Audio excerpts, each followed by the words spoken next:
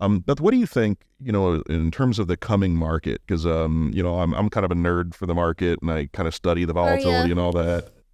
But from a real estate standpoint, when you're looking at a lot of your first time buyers that maybe went to the sidelines over the last couple of years because of interest rates, what would the number one message be to them right now from a real estate standpoint? So we like to sit down with them and explain to them what the interest rates mean, what the market means. Right now, we are in a stable market. Despite what anyone else says, what we see around us is very much a stable market. Interest rate hikes are not fun for anyone. However, if you look to our history, without the interest rate hikes, we would have gone off a cliff. And that's not good for anyone. That actually hurts everyone who's bought a house or owned one. This is a very healthy position we're in right now. And for our buyers, if you're sitting there and waiting for interest rates to go down to 4, 3, 2%, first of all, the likelihood is not very high for that to happen. You're going to be waiting a long time, most likely. But if it does, those lower interest rates mean the price of the house skyrockets that much more. So the market is the market.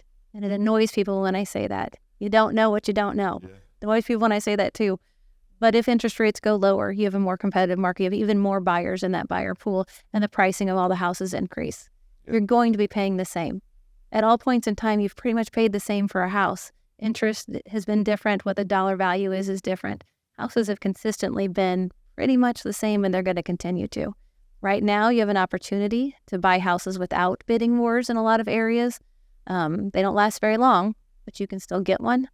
And if you are going to get a house and you're worried about your interest rate being too high for you for the long term, and it does change, you can refinance.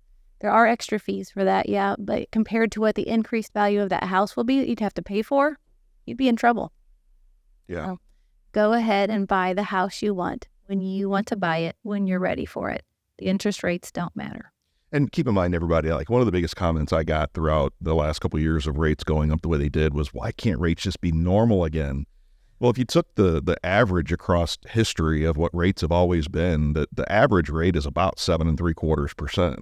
Right. So congratulations, it just got back to normal. You're Now, normal. It's I just don't know that we're normal. going to get back to abnormal anytime Right. real soon, but Yeah, I've told clients before, I said, don't wish for another pandemic.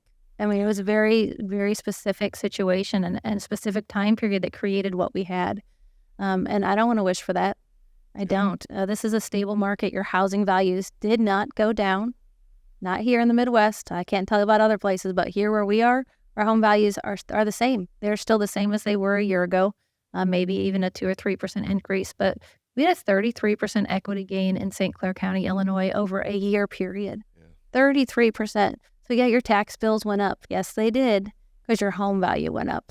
Yeah. So we don't want to have a 33% equity gain ever again for a very, very long time, because it just creates all these other things in the shadows that you don't realize are affecting you. So it's great that you got that increase in your equity, but there's a lot of other factors that came into play too.